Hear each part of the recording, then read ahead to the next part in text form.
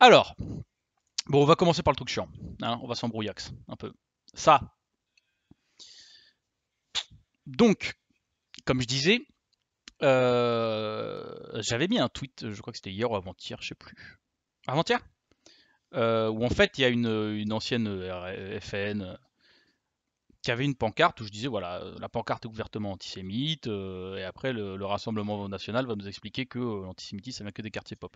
En gros, moi le but c'était de dire dans le pays il y a un antisémitisme chic quoi, hein. Un antisémitisme d'extrême droite qui existe encore et en fait à force de le minimiser, bah un jour les types ils vont se retrouver face to face avec des gros nazis là et ça va mal se passer pour eux. Je dis ça parce qu'en fait c'est une particularité, enfin c'est une constante en ce moment, je trouve, notamment chez certains polémistes et tout, genre Goldnadel et tout, de défendre des types d'extrême droite qui sont des gens qui ont une idéologie ouvertement antisémite, je pense à Génération Identitaire, qui arrêtent pas de me tomber dessus. Goldnadel, c'est devenu un spécialiste. Je sais pas ce que je lui ai fait. Peut-être que j'ai frappé quelqu'un dans sa famille quand j'étais petit, je sais pas. Peut-être que je lui ai volé son pain au chocolat. Mais en gros, c'est un type qui souvent reprend mes tweets en disant ouais, je suis islamo-gauchiste et tout. Donc là, par exemple, je mets un truc de quelqu'un d'extrême droite et il me répond nul ne conteste que les islamistes que vous cajolez n'ont pas le monopole de l'antisémitisme. Donc déjà combo, hein. Lui c'est pareil, hein, je sais pas s'il fout sur Twitter, hein. Il en reste quelques misérables résidus à votre droite, tel cette misérable. Mais en France, ceux qui massacrent les juifs, ce sont les islamistes. Alors il faut savoir qu'en fait ce type est quand même l'avocat de Génération Identitaire. Je rappelle que Génération Identitaire c'est le type qui avait comme programme politique de virer les juifs de France en fait. Et c'est leur avocat quoi. Et c'est pas juste leur avocat pour la cause, c'est un type qui est avocat parce que c'est l'avocat de l'extrême droite. Et chez des gens comme Golnadel qui sont ultra dans le soutien, mais c'est même pas un soutien à Israël, c'est un soutien à Netanyahou, c'est un soutien à l'extrême droite israélienne. En fait, ça leur va l'extrême droite antisémite, j'ai l'impression. Je sais pas pourquoi, mais ça a l'air d'être ok pour eux. Euh, le, le, le réveil il risque d'être un peu brutal si jamais tu as des gens authentiquement d'extrême droite qui commencent à envahir, à prendre le pouvoir, hein. Je dis ça comme ça. Et moi, je pars du principe que, en fait, quand je vois de l'antisémitisme, bah, je le condamne. Et j'ai vu plusieurs types de réactions, dont une réaction, c'est en gros, David, tombe pas dans le piège de la division, de machin. Ce que je peux comprendre, mais moi, justement, mon tweet n'était pas du tout sur la mobilisation, en fait. Parce que moi, je pars absolument pas du principe que les gens qui manifestent contre le pass sanitaire, c'est des antisémites. Je l'avais pas dit pour les gilets jaunes, ça sert à rien de criminaliser un mouvement social. Maintenant, par exemple, elle était dans un cortège, c'était un cortège avec des types de Civitas. Civitas, c'est l'extrême droite catholique antisémite qui pense toujours enfin, c'est mon analyse politique de Civitas, mais qui pense en gros, enfin, qui est resté un peu keblo sur le fait que Jésus était tué par des juifs, quoi. Euh, donc, euh, donc, voilà, moi, je fais pas de complaisance non plus avec l'extrême droite. Et c'est pour ça que j'ai parlé plutôt du RN et du lien de où est l'antisémitisme en France. Et il n'est pas du tout pour moi dans les quartiers. Il y a de l'antisémitisme dans la société, donc il y en a aussi dans les quartiers.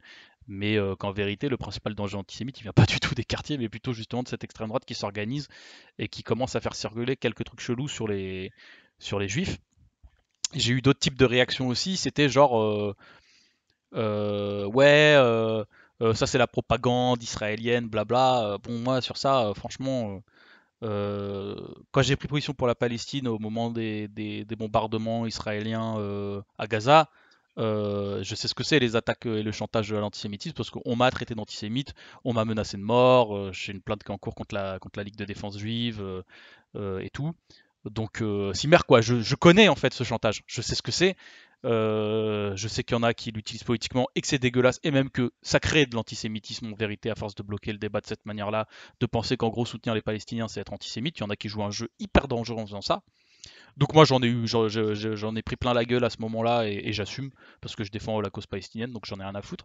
Mais voilà, c'est pas à moi qu'il faut dire ça. Je suis pas je suis pas vraiment un soutien du gouvernement Netanyahou. Enfin je suis pas connu pour ça quoi. Alors peut-être qu'il y a un plan secret, mais dans ce cas-là faut aller loin quoi. Et quand je vois en fait des gens, des Français qui se font discriminer en fonction de leur appartenance religieuse, c'est vrai que majoritairement, ça arrive plutôt aux musulmans parce que ça vient du sommet de l'État. Au sommet de l'État, on nous explique que les musulmans, c'est pas des bons citoyens. C'est la loi sécurité globale, c'est enfin pas la loi sécurité globale, mais la loi contre les séparatismes et tout. Donc forcément, je m'exprime plus sur ça, mais j'aime pas plus quand un catho ou un juif est visé parce que catho ou juif. Voilà, voilà. Ça c'est un peu le contexte. Et après, maintenant, faut regarder pour que vous compreniez, c'est que, en fait, la particularité des mouvements confusionnistes comme ça, c'est de jouer sur une confusion. C'est d'avancer masqué, de pas le dire, parce qu'en fait, l'antisémitisme est puni par la loi. Mais vous savez, ils font pareil avec les musulmans, hein. Maintenant, regardez bien dans les plateaux télé et tout. Maintenant, vu que le racisme est un délit, et c'est pas si, je veux dire, la victoire du fait de faire du racisme un délit et de réagir unanimement quand ça a lieu, c'est assez récent en réalité dans l'histoire de notre pays. Bah maintenant, qu'est-ce qu'ils font les racistes? Ils disent oui, c'est la différence culturelle. Vous avez déjà remarqué ça sur les plateaux? Ils disent ça. Oui, oui, c'est vraiment des différences culturelles qui font qu'on est incompatible et tout. Bon, en fait, c'est des Noirs et des Arabes, hein. Enfin, mais bon, c'est différences culturelles. Et ben les confusionnistes qui sont antisémites, ils font des confusions pareilles. Donc, par exemple, ils vont vous faire une pancarte où ils vont vous mettre des noms de gens qui sont pas juifs, du genre Macron. Je crois que Macron n'est pas juif.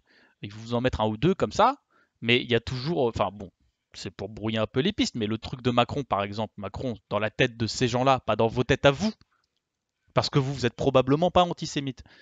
Mais dans la tête de ces gens-là, Macron c'est quoi? Macron, la banque Rothschild, Rothschild juif, hop, juif égale complot mondial. Ça va très vite. Et je vous dis ça parce qu'en fait, il faut connaître ce contexte-là, il faut connaître l'extrême droite pour comprendre pourquoi cette pancarte elle est antisémite. Et encore une fois, le mouvement anti-pass, c'est pas un mouvement antisémite, hein. Enfin, je veux dire, cette meuf-là, elle représente Walou. Moi, je suis pas pour qu'on en fasse des caisses sur les médias sur ça. Ça reste quand même globalement un truc de fait divers qui ne veut pas dire que la manif est antisémite. Par contre, ouais, quand t'as de l'extrême droite à des endroits, notamment en manif et tout, bah c'est vrai que t'as ce genre de truc. Et moi, je combats l'extrême droite.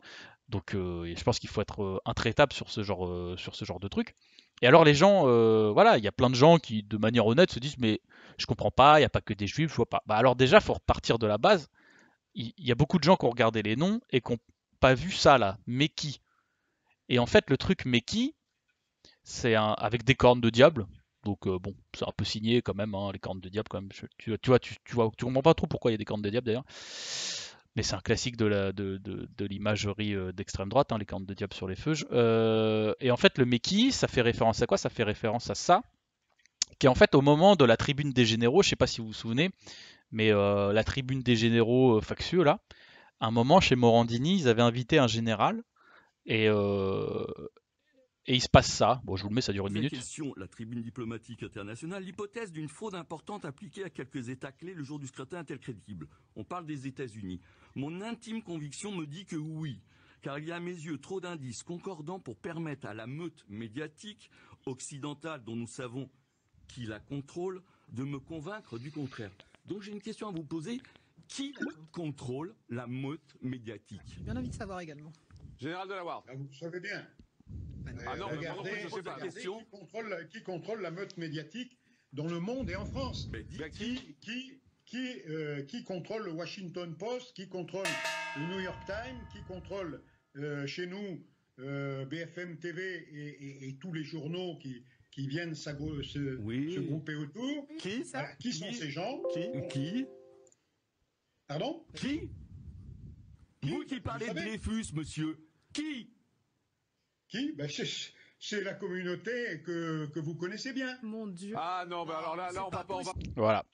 La communauté que vous connaissez bien. Bon là, t'as le triple bingo. Et en fait, ça a beaucoup tourné dans les réseaux d'extrême droite parce qu'en gros, il y a un potentiel de même parce que la tête je crois que c'est Posternak, tu vois, c'est vrai qu'il fait une tête trop chelou et tout. Donc Donc on vous pose la question. l'extrême droite, ils voient un potentiel comique de ouf. Mais en gros, le type t'explique que la meute médiatique, en gros, les médias sont possédés par les juifs, quoi. Et que c'est eux qui orchestrent les campagnes. Et ça, pour le coup, euh, c'est antisémite. Parce que c'est faux déjà. Faut comprendre un truc, c'est que quand tu tapes, parce que ça c'est souvent un truc des antisémites de dire en gros de tout raccrocher, non pas à la lutte des classes ou autre. Quand tu es de gauche, tu penses qu'en fait il y a des conflits d'intérêts, c'est pas des conflits qui sont liés forcément à la religion, mais c'est des effets de système. Mais en gros, les riches, c'est les juifs, tu vois. Mais en fait, quand tu tapes le classement, genre plus riche. En gros, par exemple, ici Drahi, qui détient BFM, moi, je trouve ça hyper malaisant d'aller chercher la religion des gens déjà en fonction de. Enfin, d'aller chercher la religion déjà. Rien que ça, je trouve ça chelou. Mais tu vois, tu mets Drahi Fortune. Hop. Drahi Fortune, c'est 11 milliards de USD, c'est des dollars, je crois, hein. Voilà. Donc ça, c'est Drahi. Maintenant, tu mets Bernard Arnault, qui n'est pas juif. Voilà, là, tu as 197 milliards. Première fortune de France. Jeff Bezos, pas juif, il est à 193 milliards. Et en fait, quand tu regardes le top des milliardaires, tu te rends compte que c'est loin d'être que des juifs, quoi. Tu vois, ça, je veux dire, ce truc est complètement délirant de dire que le monde est piloté par les riches juifs. C'est pas vrai. Et je dis ça parce que une des composantes des antisémites d'extrême droite, ça a souvent été, en fait, ça a été une stratégie à un moment de se dire on va aller chercher les gens, notamment des quartiers, c'était toute l'époque Soral Dieudonné, en s'accrochant au conflit israélo-palestinien. C'est aussi pour ces raisons, je ne sais pas si vous vous souvenez, qu'il y avait dans les manifestations de Abdelhakim Sefrioui, qui est le type qui est impliqué, enfin en tout cas je ne sais pas s'il a été condamné, mais qui est suspecté de complicité d'assassinat, machin terroriste, sur Samuel Paty. Ce type-là, il faisait des cortèges pro-palestiniens en 2005 et que tu retrouvais des figures d'extrême droite comme Frédéric Chatillon et tout. Et ça a été d'aller chercher un moment les gens sur cette thématique-là en se disant dans les quartiers peut-être qu'il va y avoir une alliance entre les musulmans et les catholiques contre les juifs en gros. C'était un des trucs à l'époque qui a un peu passé son temps, j'ai l'impression, mais qui a laissé quelques traces. C'est de tout raccrocher aussi à la colonisation israélienne. Et tu peux, moi je trouve ça, ce qui est antisémite, c'est d'expliquer le monde uniquement par ça. Parce que autant tu as des gens qui sont pro-israéliens en France, c'est vrai. T'as des soutiens et t'as des pro-Netanyahou en fait même, c'est pire que ça. T'as des gens qui sont des amis politiques de Netanyahou et qui défendent l'orientation politique d'extrême droite de Netanyahou en Israël. C'est au-delà même de la gauche. Donc ça c'est un fait. Mais tu peux pas expliquer l'ensemble des conflits dans la société, notamment sur le vaccin, par le fait que les gens sont juifs. Là, tu vois, sinon tu pars dans un truc délirant parce que qui détient Pfizer, AstraZeneca, Moderna, etc. C'est pas des juifs, quoi. Enfin, je veux dire, il y a un moment, c'est pas. Donc, il faut pas se laisser avoir par ça. C'est ça que je vous dis.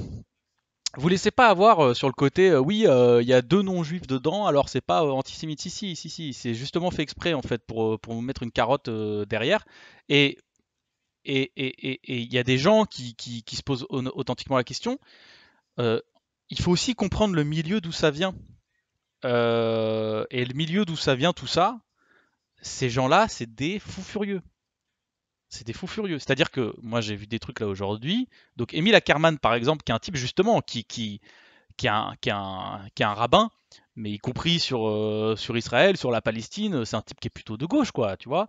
Et bah lui, voilà, là, il se retrouve sur une liste de juifs, donc tu as des discussions Telegram où voilà, ils mettent des photos de lui, voilà. Ils sont partout, ça s'appelle. Ils sont partout, pourquoi faire, on ne sait pas, mais ils sont partout. Et ça, c'est honnêtement, c'est typique de l'extrême droite. Et il faut savoir qu'ils se disent ça entre eux, les types d'extrême droite, pour comprendre en quoi cette pancarte elle est hyper problématique. De la même manière que là, tu as une cartographie, tu vois, qui s'appelle Je suis partout, voilà. Où en fait, ils ont mis, je sais pas, le gouvernement, le Haut Conseil pour le climat, et ils ont mis tous les juifs dans toutes les instances de la société. C'est un problème, quoi. Tu vois, à quoi ça sert de mettre Laurence Toubiana du Haut Conseil pour le climat? Alors c'est quoi le but? C'est de dire que tous les juifs, tout cela là, ils se retrouvent le soir et ils se font des bouffes et ils se disent comment on va contrôler le monde. Tu vois, ça n'a aucun sens. Le mouvement, alors tu vois, tu prends le MoDem, il y a Jean-François Kahn et Corinne Lepage. Euh, tu, LREM, la DILCRA, c'est le NPA. Tu vois, le NPA, genre Alain Krivine et Daniel Ben Saïd. Eux, c'est quoi? C'est des révolutionnaires trotskistes en fait. Les types, ils sont pas. Et ces trucs-là sont chauds. Et Je suis partout. Alors ça, j'avais vu ça, c'est Sarah Benichou. Je suis partout, c'est le nom d'un journal à la base. Tu vois, donc quand tu lis ce qu'elle met, Je suis partout, du nom du journal fondé par Artem Fayard. C'est un éditeur, hein, c'est l'éditeur Fayard qui fait encore des livres. Son fils Jean, traîné avec le fils de Daudet et les Maurassiens, qui très rapidement prennent le contrôle du journal, la maison d'édition qui publia une version de Mein Kampf en français en 1938. Dans leur colonne, ils saluent Mussolini, les émeutes fâcheuses de février 1934, et s'obsèdent Léon Blum et la France décadente. Robert Brasillac est le rédac-chef dès 1937, Bernard Deveau, ex-secrétaire de Maurras, Maurice Barèche, Drieux de la Rochelle, donc tout cela c'est l'extrême droite pure et dure, chimiquement pure de la France dans les années 1900. Il signe des chroniques, Céline, etc. Donc il faut aussi que vous sachiez ce contexte-là pour comprendre la chose, parce que c'est vrai que tu vois juste une pancarte, tu peux te dire bon, c'est craignos, mais non, en fait, ce genre de militante, elle a aussi ce background-là derrière. Peut-être pas qu'elle épouse tout ce qui est dit, mais c'est ce background qui infuse à l'extrême droite. Alors là, j'ai vu un truc, alors là, c'est vraiment le must. Alors là, tu as une sorte de diagramme où tu as tout. Alors là, tu as le triple bingo, même le quadruple bingo. Moi, le truc qui m'a foudroyé, attendez, en fait, on comprend rien dans le diagramme, hein. On comprend juste que c'est des juifs, quoi. Et alors, le truc qui me trucide en deux, où est-ce qu'il est? Je l'avais vu un moment. Ah, c'est ça. Attends, est-ce qu'on peut zoomer? C'est Donc là, t'as Club Bilderberg, John Michelway, je connais même pas, qui fait une couverture du The Economist avec un pangolin. En fait, le pangolin participe. Enfin, je sais pas ce qui se passe. Il est lié à Wuhan en Chine, vecteur selon version officielle de coronavirus. Les types, ils vont. Ah, ça va à la vitesse de la lumière, le lien, hein. Mais là, le pangolin, tu vois, ça me casse en deux. C'est des fous, les types, franchement, c'est des ouf. Mais ils sont dangereux. En fait, moi je dis ça parce que moi j'ai un projet politique que j'essaye de rendre cohérent. C'est que pour moi le combat antiraciste, c'est de considérer qu'en fait, moi je suis pas pour qu'on s'attaque aux gens, qu'on juge différents, les gens comme des boucs émissaires. Et en fait, à partir du moment où tu sombres dans cette logique pour les musulmans, tu vas sombrer dans cette logique pour tous les gens qui sont estimés différents. Que ce soit les juifs, c'est déjà arrivé, mais que ce soit les asiatiques, bientôt les Chinois et les bouddhistes, parce que va y avoir des conflits géopolitiques avec la Chine, on va pas se leurrer. Et en fait, à chaque fois, on traite les gens d'ennemis de l'intérieur. Avant, c'était les Italiens, ça a été les Polonais. Donc, moi, à chaque fois que je vois un truc comme ça, j'ai une réaction épidermique, en fait, qui fait que j'en parle. Alors peut-être que c'est pas le meilleur timing, hein. Peut-être qu'il faut pas affaiblir la mobilisation contre le pass sanitaire en parlant d'un épiphénomène. Mais moi, j'ai pas parlé, moi, j'ai pas fait ce tweet pour taper sur la mobilisation anti-pass sanitaire. Je sais qu'il y a des médias qui en ont fait des caisses. Mais typiquement, il faut aussi comprendre un truc, c'est que tu es à BFM, tu vois, il y a marqué BFM Drahi parmi les juifs traîtres à la France, etc. C'est difficile pour BFM de pas couvrir l'actu aussi. Je veux dire, c'est leur chaîne éditoriale qui est attaquée parce que leur patron est juif. Donc, il y a un moment aussi, tu vois, tu peux pas non plus passer totalement à côté de l'info, faut pas déconner. Ce qui est malhonnête, c'est de dire que ce qui est dit sur cette pancarte représente l'ensemble de ce que peut penser le pass sanitaire, ou que genre, il y a un antisémitisme rampant sur les mobilisations contre le pass sanitaire. Ça, c'est des conneries. Voilà. Donc voilà, je voulais avoir cette discussion un peu avec vous, parce que j'ai vu que, alors je sais pas si c'est vous qui me suivez sur Twitch et tout, mais notamment sur Instagram, le DocX a offert un mois d'abonnement de niveau 1 à The Last Mo. Propre. Un beau cadeau. Mais voilà, c'est pour clarifier des choses et de manière, je veux dire, moi je le fais de manière, euh, par exemple sur Instagram, c'était le plus fort. Il y a beaucoup de gens qui posaient pas le truc en disant il y a un complot juif mondial et tout. Mais voilà, je sentais qu'il y a des gens qui étaient dans cette confusion-là. Ça fait pas d'eux des antisémites notoires. Moi, je suis pour qu'il y ait ce dialogue-là. Mais par contre, c'est vrai que sur mes positions, je suis assez ferme parce que moi, je rigole pas avec ça en fait. Mais voilà, je pense que c'est important d'avoir ces discussions-là. Je pense que c'est en discutant de manière sereine, justement sur des trucs comme Twitch ou autre, où justement il n'y a pas de, il y a pas un random facho ou un random Golnadel là, qui arrive pour me dire que je suis un antisémite, etc., qui bloque toute discussion. On en parle tranquillement, mais c'est important parce que en vérité, les musulmans sont beaucoup ciblés en ce moment. Les juifs sont encore ciblés, notamment quand il y a des phénomènes qui échappent à la compréhension des gens. C'est souvent facile d'accuser les juifs, hein. Voilà. Dès qu'il y a un truc que tu captes pas dans la société, il y a souvent quelqu'un qui va arriver derrière et qui va dire, mais en fait, c'est les juifs. Et ça, moi, je suis pas d'accord avec cette manière de faire, quoi. Euh, voilà. Donc, fallait qu'on ait cette petite discussion, petite embrouille. Il y a quoi?